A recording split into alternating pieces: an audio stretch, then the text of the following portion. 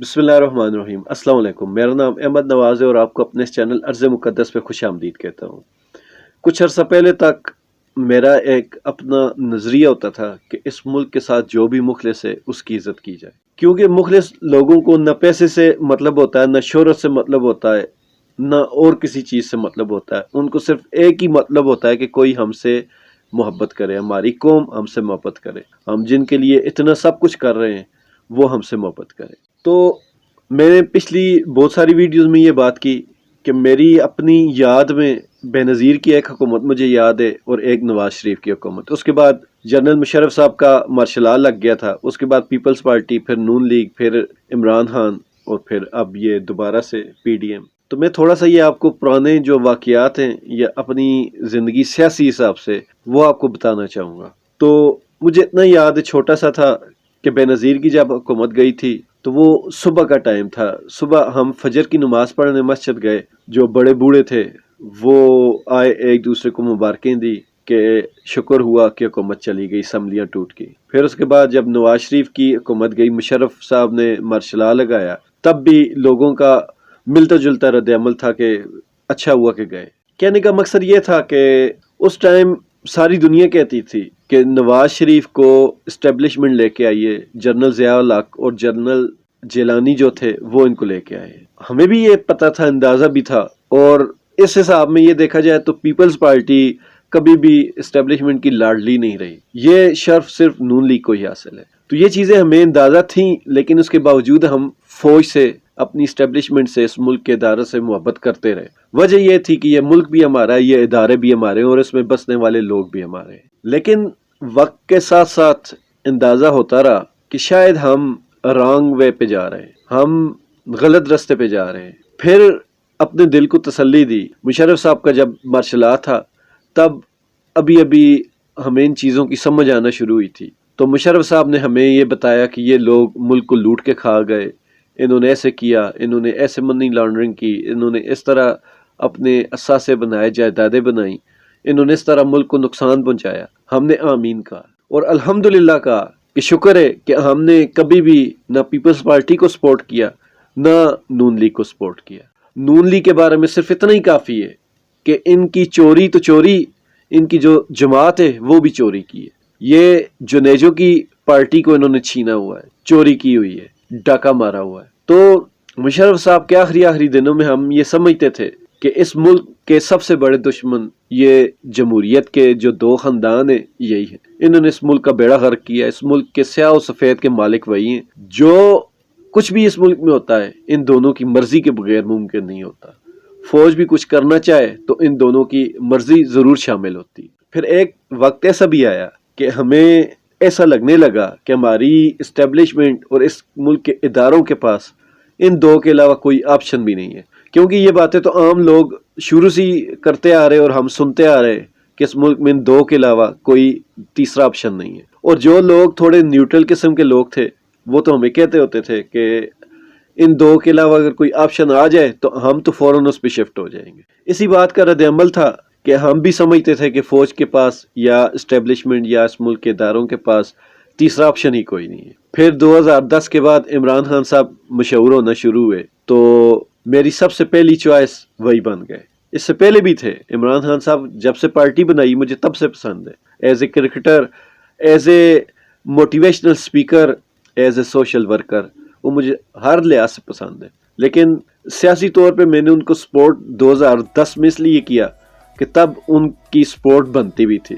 उससे पहले ज़ाहिर बात है उनका कोई MNA वगैरह या उनका कोई टिकट होल्डर हमारे इलाकों में था नहीं। तो यही वजह थी कि उनको प्रॉपर वोट के थ्रू सपोर्ट 2010 के बाद किया, एज ए पार्टी 2010 के बाद किया। तो उस वक्त हमें ये लगने लगा कि अब इमरान खान साहब की सूरत में तीसरा ऑप्शन आ गया है और बहुत सारे लोग इमरान खान को सपोर्ट करेंगे। लेकिन मेरी हैरत की इंतहा न रही कि जो अपने आप को न्यूट्रल कहते थे वो पक्के अपनी पार्टियों और खासकर नून लीग के साथ मुंसलिक हो गए और उन्होंने साफ कहना शुरू कर दिया कि मियां नवाज शरीफ के अलावा तो हम किसी को लीडर समझते ही नहीं। पाकिस्तानी सियासत में अगर वजीर आजम बनने का हक है तो वो सिर्फ मियां नवाज शरीफ का है। ये हठधर्मी का नुकसान ये हुआ कि इमरान खान साहब के साथ जो लोग शामिल हुए اور جن کا نظریہ یہ تھا کہ عمران خان صاحب نے اگر غلطی کی تو ہم پٹواریوں کی طرح، ہم نون لیگیوں کی طرح کبھی ان کی غلطیوں کا دفاع نہیں کریں گے اور ان کو بلا وجہ سپورٹ بھی نہیں کریں گے. لیکن جب ان کی دیدہ دلیری دیکھی تو ہمارے ان بھائیوں کا جو نیوٹرل ہو کے عمران خان صاحب پہ تنقید کرنے کا بھی سوچ رہے تھے، وہ بھی ایک سائڈ پہ ہو گئے. یہ سب سے بڑا ایک نقصان تھا جو ان نون لیگیوں کی وجہ سے پاکستان کو ہوا. اگر یہ اس وقت ہٹ درمی نہ کرتے تو امید ہے کہ آج عمران خان صاحب کے اپنے ورکر ان کے خلاف ہو چکے ہوتے. لیکن ان کی ہٹ درمی کی وجہ سے یہ نقصان ہوا کہ عمران خان صاحب کے جو سپورٹر ہیں وہ ان کے ساتھ ان سے بھی زیادہ پکے ہو گئے. اور میں اب خود بھی کہتا ہوں کہ الحمدللہ عمران خان صاحب ہر حال میں ان لوگوں سے 1000 گنا بہتر اور بہترین انسان. تو آگے چلتے ہیں.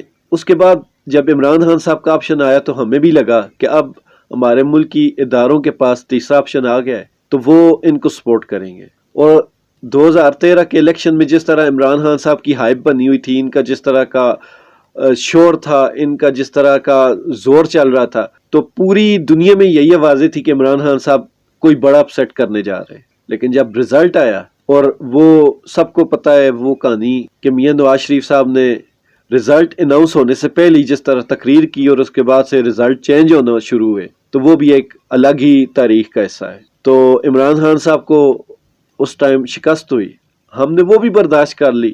کے پی کے میں ان کو حکومت ملی. پھر ہم نے 5 سال انتظار کیا. پھر 2018 کے الیکشن آئے اور 18 کے بعد عمران خان صاحب کی حکومت آئی. تو تب پہلی بار مجھے شک ہوا. الحمدللہ میری جو چھٹی حص ہے وہ کافی تیز ہے. تو تب سے ہی مجھے پہلی بار شک ہوا کہ ادارے ان کے ساتھ پوری طرح سے نہیں ہیں. جب پیٹرول، آٹا اور چینی کا بحران بننا شروع ہوا اور عمران خان صاحب کی سخت دھمکیوں کے باوجود کوئی ٹس سے مس نہ ہوا تو مجھے شک گزرا کہ ادارے نہیں ہیں. اگر ادارے ہوتے تو کسی کی مجال تھی کہ عمران خان صاحب کو اس طرح ٹکا سا جواب دے دیتا. عمران خان صاحب کی عزت نہ صحافیوں نے کی، نہ اداروں نے کی، کسی نے بھی عزت نہیں کی. وہ عمران خان صاحب کو جس طرح نواز شریف کو عزت دیا کرتے تھے، اس کے مقابلے میں وہ عمران خان صاحب کو عزت ہی نہیں دے پا رہے تھے کہ ان کے نزدیک بھی کہیں نہ کہیں اس ملک کا جو وزیر اعظم ہے وہ صرف نواز شریف سوٹ کرتا ہے. خیر، نیب میں کیسز چلتے رہے اور ہم لوگ یہ سمجھتے رہے کہ جتنی ہم کرپشن سے اور کرپٹ لوگوں سے اور دوغلے لوگوں سے ہم نفرت کرتے ہیں، اتنی ہمارے ملک کے ادارے بھی نفرت کرتے ہیں، اور خاص کر اسٹیبلشمنٹ اور خاص کر سپریم کورٹ. ان سب چیزوں کو دیکھتے ہوئے لیکن جب رجیم چینج کا آپریشن ہوا تو ہم عام لوگوں کے سب کے خواب چکنا چور ہو گئے. ہم لوگوں کی امیدوں کا جو مینار بنا ہوا تھا وہ دھڑام سے گر گیا اور ہم لوگ یہ سوچنے پہ مجبور ہو گئے کہ اس ملک میں حکومت کرنے کا حق صرف زرداری اور نون لیگ خاندان کو ہے، شریف خاندان اور زرداری خاندان کو ہے. مطلب کہ ہم اس بھرم میں تھے کہ اس ملک کے ادارے کرپٹ لوگوں کو اتنا ہی برا سمجھتے ہیں جتنا ہم سمجھتے ہیں. لیکن اس واقعے کے بعد اس ملک کے سب اداروں نے ثابت کر دیا کہ ہمیں نہ کرپشن سے کوئی مطلب ہے، نہ ہمیں دوغلی پالیسیوں سے کوئی مطلب ہے، نہ ہمیں اس ملک کی محبت یا نفرت سے کوئی مطلب ہے. ہمیں مطلب ہے تو اپنے مفادات کا. میری نظر میں اس ملک کے یہ جو 2 سیاسی خاندان ہیں، زرداری اور شریف، انہی کے صف میں اس ملک کے ادارے بھی کھڑے ہو گئے. اور یہ صرف میں نہیں کہہ رہا، آپ سوشل میڈیا دیکھیں، آپ کسی بھی شہر میں، کسی بھی علاقے میں، کسی بھی مارکیٹ میں نکل جائیں اور لوگوں کا انٹرویو کریں، لوگ آپ لوگوں کو شریف اور زرداری خاندانوں کی صف میں کھڑا کر چکے ہیں. اس بات سے اندازہ لگائیں یہ کتنا بڑا آپ کا نقصان ہوا. اور اس سے بھی بڑا نقصان جس پہ آج تک کسی نے غور نہیں کیا، وہ نقصان یہ ہے کہ عمران خان صاحب نے بمشکل لوگوں کو یہ امید دی کہ انشاءاللہ یہ چور ڈاکو پھر کبھی واپس نہیں آئیں گے، آپ لوگ اپنا کام کریں. جو اداروں میں مخلص لوگ تھے ان کو کہا گیا کہ آپ کام کریں، یہ لوگ کبھی بھی نہیں آئیں گے.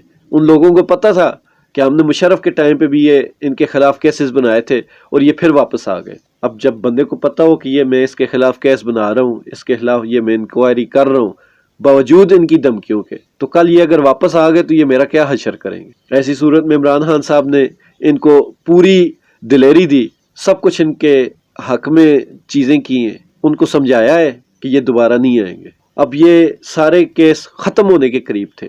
3-4 سال کی محنت تھی. یہ 4 سال کی محنت جب اپنے انجام کو پہنچنے والی تھی تو اسی ٹائم یہ حکومت چینج ہو گئی. اور آئے کون؟ جن پہ کیسز تھے. اگر نیوٹرل ہو کر بغیر پریشر کے کیسز چلتے تو یہ ابھی تک سارے جیل میں ہوتے. ان میں سے کچھ تو جیل کی ہوا کھا کے بھی آئے ہیں، تو وہی لوگ ہم لوگوں کے سروں پر بٹھا دیے گئے۔ اب اصل جو نقصان ہوا ہے وہ یہ ہے کہ آپ کسی بھی ادارے کے لوگوں کو، ورکروں کو، اگر آپ قرآن پہ ہاتھ رکھ کر قسمیں بھی اٹھا کے کہیں کہ آپ لوگ کھل کے کام کریں، آپ کو کوئی کچھ نہیں کہے گا، تو وہ آپ کو کہیں گے ہمیں معاف کریں۔ اب یہ کس کی پلاننگ تھی؟ اس ملک کے اداروں کی تھی، اسٹیبلشمنٹ کی تھی، یا افواج پاکستان کی تھی کہ لوگوں کو اس حد تک ڈرا دیا جائے کہ آئندہ لوگ کسی کے خلاف کیس میں سچے طریقے سے ایمانداری سے کام ہی نہ کریں؟ اب یہ دیکھ لیں، سوچتے ہوئے بھی انسان کو حیرت ہوتی ہے کہ ایک بندہ صبح شام رات دن ایک کر کے کام کر رہا ہے، اور اس محنت سے کام کر رہا ہے کہ میں ایمانداری سے کام کر رہا ہوں، میں اپنی روزی، اپنی تنخواہ، اپنے پیسے حلال کر رہا ہوں، اور جب ایک دن اس کو اچانک پتہ لگتا ہے کہ جس کے خلاف تم نے یہ 4 سال محنت کی ہے، جس کے خلاف یہ تم نے سارے ثبوت اکٹھے کیے ہیں، جس کے خلاف یہ سارا کچھ اکٹھا کرنے میں تم اپنے بیوی بچوں سے بھی دور رہے ہو، وہی اب تمہارے باس بن گئے۔ یہ آپ کو نہیں پتا، یہ مجھے نہیں پتا، یہ اس ملک کی عوام کو نہیں پتا، لیکن اس محکمے کے ایک چپڑاسی کو بھی پتا ہے کہ فلاں صاحب نے ان کے خلاف کیس بنایا تھا، اور پھر وہی لوگ اس کے باس بن گئے، اور پھر انہوں نے جو اس کو عملے کے سامنے ذلیل کیا، اس میں تو ایک ڈاکٹر رضوان صاحب ہیں جس کے بارے میں لوگ کہتے ہیں کہ اتنا پریشرائز کیا کہ وہ ہارٹ اٹیک ان کو ہو گیا۔ تو آپ خود سوچیں، اب اس کے بعد عمران خان صاحب کی حکومت آ جاتی، آپ کا مارشل لا لگ جاتا ہے، تو آپ کیسے اداروں سے کام کروائیں گے؟ یہ سب سے بڑا نقصان کیا آپ نے اس ملک کا۔ اس ملک میں پہلے ہی لوگ اچھا کام کرتے ہوئے ڈرتے ہیں۔ اس ملک میں جو بھی اچھا کام کرتا ہے یا تو وہ سائیڈ لائن ہو جاتا ہے یا پھر قتل کر دیا جاتا ہے۔ اس کے بعد آپ کیسے لوگوں کو دلیری دیں گے؟ اس کے بعد کیسے آپ کو لوگوں کو موٹیویٹ کریں گے کہ آپ آئیں اور کام کریں، ہم آپ کے پیچھے کھڑے ہیں؟ آپ کب پیچھے سے سرک جائیں، اب کسی کو اعتبار نہیں۔ یہ وہ باتیں، یہ حقیقت ہیں، یہ سچائی ہے، اور یہ باتیں اس لیے میں کر رہا ہوں کہ دکھ ہوتا ہے، بہت تکلیف ہوتی ہے جب اس ملک کے حالات دیکھتا ہوں، بہت تکلیف ہوتی ہے۔ آپ دنیا میں جا کر چیک کریں، آپ دنیا کے اخبارات چیک کریں، لوگ ہنسیں گے کہ کیسے پاکستانی خود اپنے ملک کو ایک باندھی بنا کر رکھا ہوا ہے۔ یہ وہ قوم ہے جو اپنی دھرتی ماں کی عزت روز تار تار خود اپنے ہاتھوں سے کرتے ہیں، اور ان کے نعرے سنے تو ایسے لگتا ہے جیسے یہ پوری دنیا فتح کر چکے ہیں، اور ان سے اپنی ایک دھرتی ماں سنبھالی نہیں جاتی۔ کون لوگ ہیں جو اپنی اس دھرتی ماں کو روز بے عزت کرتے ہیں، روز اس کی عزت تار تار کرتے ہیں، اور جب یہ ساری دھن چھٹتی ہے تو ہم دیکھتے ہیں کہ اس دھرتی ماں کی حفاظت کرنے والے، اس دھرتی ماں کے لیے لڑنے والے، اس دھرتی ماں کا دفاع کرنے والے، چاہے وہ بارڈر پہ ہو، چاہے وہ ملک کے اندر ہو، چاہے وہ کمپیوٹر پہ ہو، انٹرنیٹ پہ ہو، کی بورڈ واریئرز جن کو کہتے ہیں وہ ہوں، سب کے سب ایک ہی صف میں کھڑے ہیں، اور ان کے ساتھ کون کھڑے ہیں؟ وہی جو کل تک اس دھرتی ماں کو بیچ رہے تھے، جو کل تک اس دھرتی ماں کی عزت تار کر رہے تھے، وہی جو کل تک اس دھرتی ماں کا سودا کر رہے تھے، وہی جو کل تک اس دھرتی ماں کو لہو لہان کر رہے تھے، وہ سب ایک ہی صف میں کھڑے ہیں۔ یہ کیسے ہو سکتا ہے؟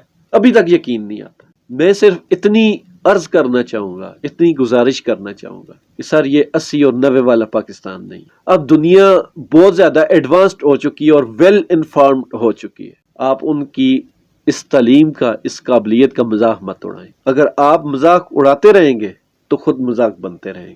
یہ ایک خلوص اور محبت کرنے والے پاکستانی کی التجا سمجھ لیں، آگے آپ کی جو مرضی۔ میں اپنے پاکستان اور اس کے مخلص لوگوں اور اس کی مخلص عوام اور اس کے مخلص جو سپاہی ہیں ان سب کے لیے دعا گو کہ اللہ تعالی ہم سب کو خوشیوں والی، ایمان والی اور صحت والی زندگی عطا فرمائے، اور اس ملک کو ہمیشہ کامیابیاں عطا فرمائے، سربلندیاں عطا فرمائے، اور اس ملک کا سر کبھی بھی کسی کے آگے نہ جھکے۔ اللہ تعالی ہم سب کا حامی و ناصر۔